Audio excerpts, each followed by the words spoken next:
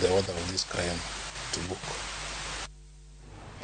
Moko kuom jotend siasa kod jotend kanise sub county Mumias East koro dwaro mondo do oyiene Kambi loso sukari Mumias mondo dhi nyime gi nyiewo niang mipuro e gwengego mondo duok piny lal ma jopur osebedo kayudo bang' do chungo chenro mag Kambino.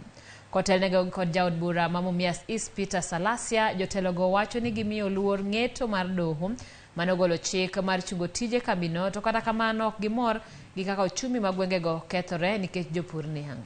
Yudo lal ka onge kama ginyalo tere niangego.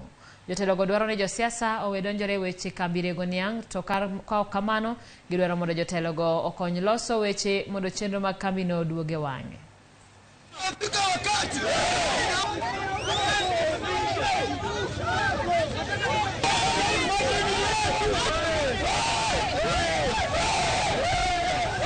Mahakama kutoa uamuzi kwamba yule ambaye anasimamia Mumias kwamba alifanya contempt ya koti na kwamba aache shughuli ni kuaffect community yote, lakini hawa wananchi wana njaa.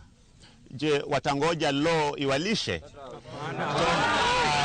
This plan is regrettable, and I call upon the people of goodwill to think twice, put together your minds so that we can stop anything that stands in the progress of Mumias factory and the engagement of farmers in our farms. Tunasema kwamba machini yetu ya Mumias imelea vijana wetu, na tunasema huyu Muhindi Rai amefanya kazi mzuri. So mnaona amelima nyuklia yote. So mnaona kazi ni mzuri. So mama ameandikwa kazi.